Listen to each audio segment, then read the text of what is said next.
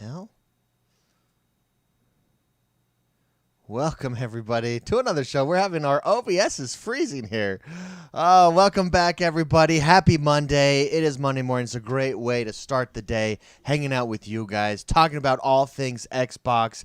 Now, I personally believe that Xbox is about to crush the console space. I think that Microsoft has done such a good job of preparing for the future, as it were, with Game Pass, with this move to xCloud, and just all the moves that they've made. I think that they've caught other console makers like PlayStation kind of on their heels a little bit. I think with this idea that you can always do what you've done. If it's not broken, don't fix it. Meanwhile, Microsoft is forging ahead with new and fantastic ways to provide gaming for their users. And I think that they're doing a really good job. And I think we're on the cusp of seeing something big happen at Microsoft. And on that note, I do want to talk today about Starfield. A rumor came out. Last week we got leaks of images. Those images were from 2018. No big deal there, in my opinion. We don't even really know what Starfield is about. It's been described as Fallout in space or Skyrim in space, like a Star Citizen type of game. And so let's talk about, though, why I think Xbox is poised to just crush other consoles. And it has to do with this rumor right here, that Starfield will be an Xbox Series X exclusive. New rumor suggests Microsoft bought Bethesda. That was a groundbreaking deal. It rocked the gaming universe. And now you have, and so the question was, a game like this that a lot of people had waited on, is this going to be exclusive, or is there some kind of deal where this is going to go everywhere? And I think this represents the beginning of Microsoft really stepping up their game and really starting to just crush the competition with all these moves that they've been making. So Starfield will be an Xbox Series X exclusive. New rumor suggests. This is over at techradar.com. Starfield, Bethesda's upcoming spacefaring RPG, is set to be exclusive to Xbox consoles and PC, according to an industry insider. There's a tweet from GamesBeat journalist Jeff Grubb. He's confidently stated that Starfield won't be coming to PS5 and PS4, period. In a tweet, Grubb said Starfield is exclusive to Xbox and PC.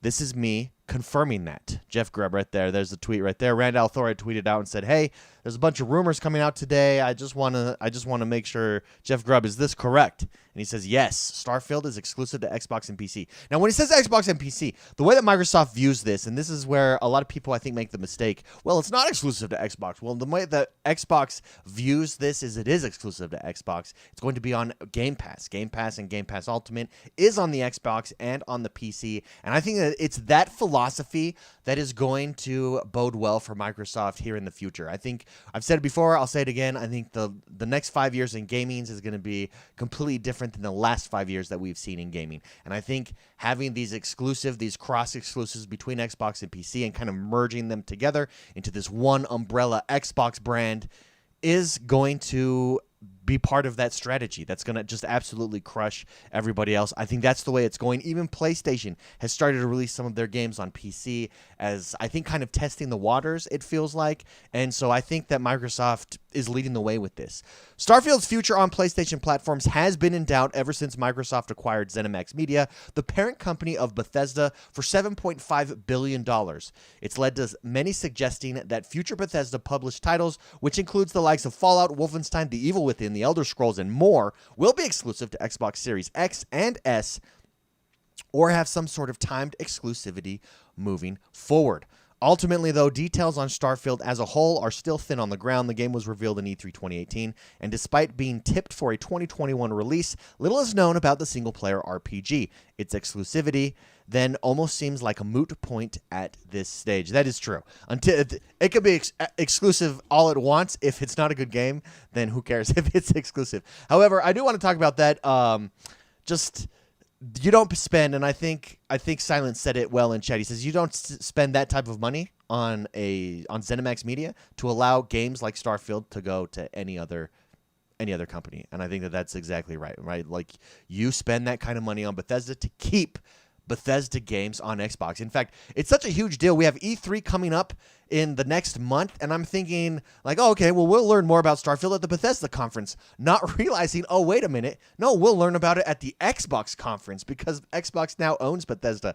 It's going to take a while for that mindset to change and to shift here, but I think that Microsoft is poised to just knock it out of the park. I think in the next year, the next 2 years, we talked about this a few weeks ago. We've already started to see news stories out there, opinion pieces out there on how PlayStation is failing gamers, and so as a result, a lot of people are going to Xbox Series X. How a lot of games journalists are saying, I'm playing more of my Xbox Series S and X at this point. I gave the anecdotal evidence of my cousin, who's a big PlayStation guy, buying an Xbox Series S because of the value proposition that's there, and so I just see all of these things adding up to Microsoft crushing it, and I think we're on the precipice. Ooh, I like that word, precipice. Raider Ant in chat says, I feel that the future of Xbox will become more of a service rather than a console, which will change the way people see gaming. This isn't for a long time, though, says Raider Ant. I agree with you. I think that they've already done that. Game Pass is games as a service for sure, and that's it. Head of Xbox, Phil Spencer, has previously stated that future Bethesda games will be released on other platforms on a case-by-case basis, and that Microsoft would ensure that we, quote, we will want Bethesda content to show up the best as on our platforms.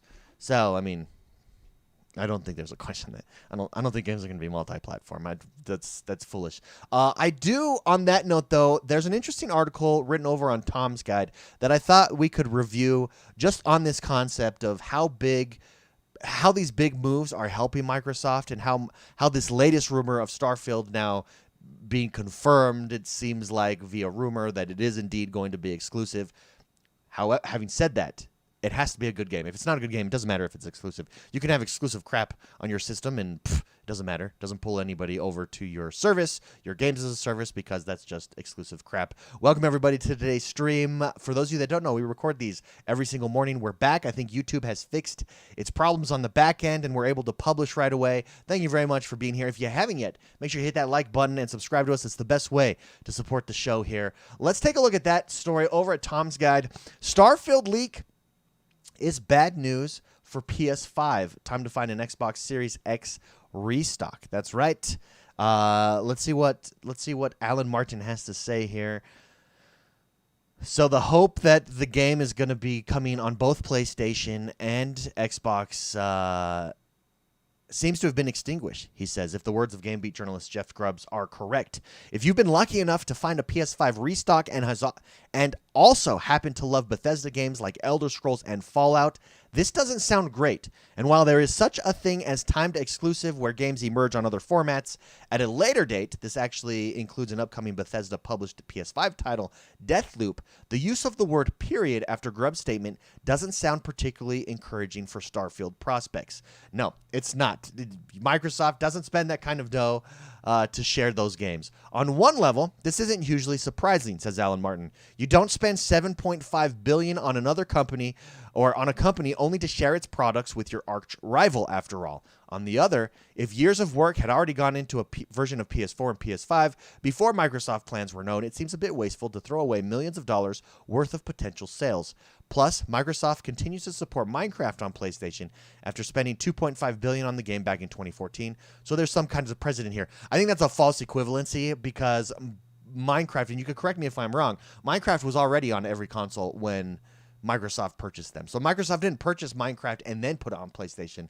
Microsoft already purchased Minecraft, which was already on other consoles. So I think a more equivalent example here would be if Microsoft were to take away older games, right, like Skyrim or Deathloop. I think Deathloop is probably an example, and a contract was already signed there. So I'm not sure that represents the precedent, right? They said that Minecraft, plus Microsoft continues to support Minecraft on PlayStation after spending $2.5 billion on the game back in 2014. So there's some kind of precedent there. No, I don't. I think that's a false equivalency. There's actually no precedent for that, and I don't think that we could use that to say that Starfield is coming to PlayStation.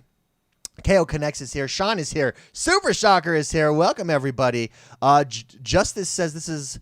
Sorry, this is silence. I think Phil was meaning that content will be released on a case-by-case basis for existing games, i.e. Fallout 76, and that's it. Yeah, Fallout 76 is probably a closer example to Minecraft. It's already on all consoles. We now own it, and we're going to keep it on all consoles. That's probably a closer, more accurate example to the Minecraft one. Alan Martin continues. It's been clear for some time that exclusivity was the direction Microsoft was leaning towards with Bethesda. 8 months ago, Xbox boss Phil Spencer said that while titles would be examined on a case-by-case basis, there it is, silence, exclusivity would be part of the company's plans. Quote, we want the Xbox ecosystem to be absolutely the best place to play, and we think game availability is absolutely a part of that. Now, it's that last part that we think game availability is absolutely a part of that, where a lot of people thought, see, they're going to keep it on multiple consoles. They want it to be available everywhere. But no, when he's speaking about game availability, I think he's talking about xCloud, and I think anybody paying attention to the moves that Xbox has been making, to the statements that Phil Spencer has made, would agree that he's talking about xCloud there. When he talks about availability, he means playing on your phone via xCloud, and so that's that. That doesn't, to my mind, mean that it's going exclusive. Absolutely not. After the purchase was approved in March, Spencer made the stance even clearer. Quote, Xbox consoles, PC, and Game Pass will be the best place to experience new Bethesda games, including some new titles in the future that will be exclusive to PC players. So that's all a good reason to seek out an Xbox Series X. Amen, brother. Can I get an amen? And try and find promising Xbox Series X restock. Though the flagship Xbox is a stellar games console regardless of Starfield and makes for the best platform to play Xbox games old and new.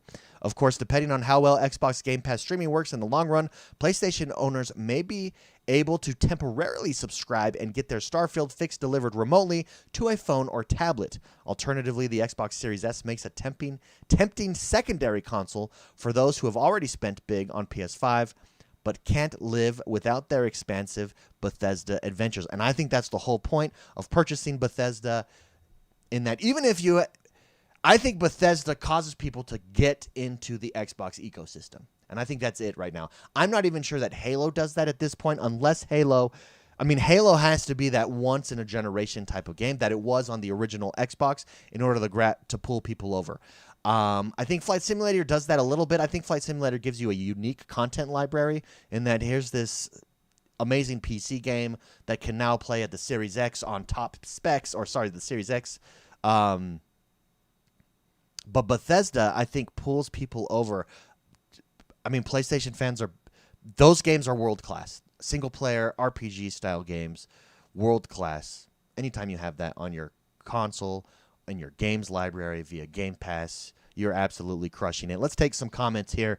Raider Ant says, I don't think they should obliterate competition, though, because competition produces better content. I'm not sure that they will, but I would consider PlayStation pretty much obliterated the Xbox this last round of consoles. The Xbox was just never able to get its footings back, which might have been the blessing in disguise long term, with respect to it forced them to look to the future. It forced them to say, okay, we're just not going to catch PlayStation this round. What about the future? Where do we want this games thing as a part of our, portfolio of services as Microsoft umbrella company? Where do we want it? Where does it stand? Do we want to double down? Do we not? Do we want to be pushing this for the future? Do we not? And so it might have been a little bit of blessing in disguise with that respect. However, that's what losers always say. So there's that. John Wick says, amen. Thank you very much. Justice says, if it was about game availability, then Spider-Man and PS exclusives would be on Xbox. PlayStation claims Xbox has no exclusives, but then complains when Xbox gets the biggest exclusive studio and says it's stupid to make those games exclusive. I do agree with that. I think that the argument that it's bad for gamers to make games exclusive really doesn't. I don't find that to be the case at all. I'm not sure that it is bad for gamers. But having said that, I think a fair criticism of that argument is more applied to timed exclusives, for instance, Call of Duty or Deathloop, stuff like that, where it's coming anyways. Why are you holding it back? But it works. It seems to be working. PlayStation is able to successfully do that and get people on their platform with those kinds of timed exclusives. So I'm not sure that it's necessarily bad for gaming. It sucks if you don't have both consoles, but it seems to be working. And I'm sure it's driving people to consoles. Super Shocker in chat says, what is the new Halo? Those guys must have been so far off the mark last November. It's like they're redoing the whole game, says Super Shocker. I'm sure the framework was there, obviously, of what they wanted to do. But I agree with you. There must have been a lot of tweaking and perfection going on. I think they're doubling down on advertising for that game. I think they do see that game as a big advertising experience. Is experience the right word there for the future of Xbox Series X? And I think they want to use that as a way to get people into the Xbox Series X and Series S this holiday season. So to me, that bodes well. I don't think that you would be ramping up advertising. And the reason that I think that is because you've got content deals with Fortnite, rumored content deals with Nintendo, which I think is going to be Halo. And so that bodes well, that Microsoft does think, hey, this is going to be something special. We'll see. I think we've had average Halo experiences. I don't think we've had something truly special, i.e. the original Halo and Halo 2 experience that really changed gaming for forever and really introduced people to Xbox for the first time. So we'll see. Sean says the Series S is the perfect little Game Pass box. It's true. The Series S, first of all, I think it's the excuse me. I think it's the best looking. Excuse me, man. I think it's the best looking Xbox out there. I think it's the best looking console out there. It's beautiful. I have that thing in my living room. It's beautiful. Sean also says exclusivity is only a problem if the games were previously open to all platforms. It's a shame cutting off whole segments of the fan base. However, I've missed out on PS exclusives, he says, for years, so I'm glad there's more coming. Amen, brother. Amen. Raider Ant says Halo is a powerhouse of a game, and the only way it can be released is when they consider it perfect. Well said as well. I'm going to take a drink of water here. Guys, thank you for joining me in the morning stream. For those of you that don't know, we do stream these videos Monday through Thursday, each and every single morning. If you haven't yet, we've got 17 viewers in chat. We've got 7 likes. Let's get 17 likes and 17 viewers. We call it the singularity. Let's hit the singularity. It really helps push these videos up, and it really helps the channel. So to recap, Jeff Grubb has said that Starfield is only coming to Xbox and PC. I don't think this is huge news, but I do think that this just underlies what we've all been thinking. The reason you buy a studio like Bethesda is to get these big-time exclusives and to keep them exclusive on your platform. That is Xbox. An interesting article over at Tom's Guide saying that the Starfield leak is bad news for PS5. It is time to find an Xbox Series X in restock. And I agree with that. And I think it's those kind of headlines that having Bethesda as an exclusive publisher to Microsoft, owning those games, gives you that headlines and gives you that type of headline for a long time going forward. I think Microsoft is on the precipice of absolutely crushing it and doing better than we ever thought was possible. So it's very, very exciting. It's exciting to see. Let me know what you guys think. Let me know in the comments below. Again, don't forget to hit that like button and subscribe to this channel. Have a great rest of your day, guys. I'll see you guys here first thing tomorrow morning. Bye-bye now. Bye-bye.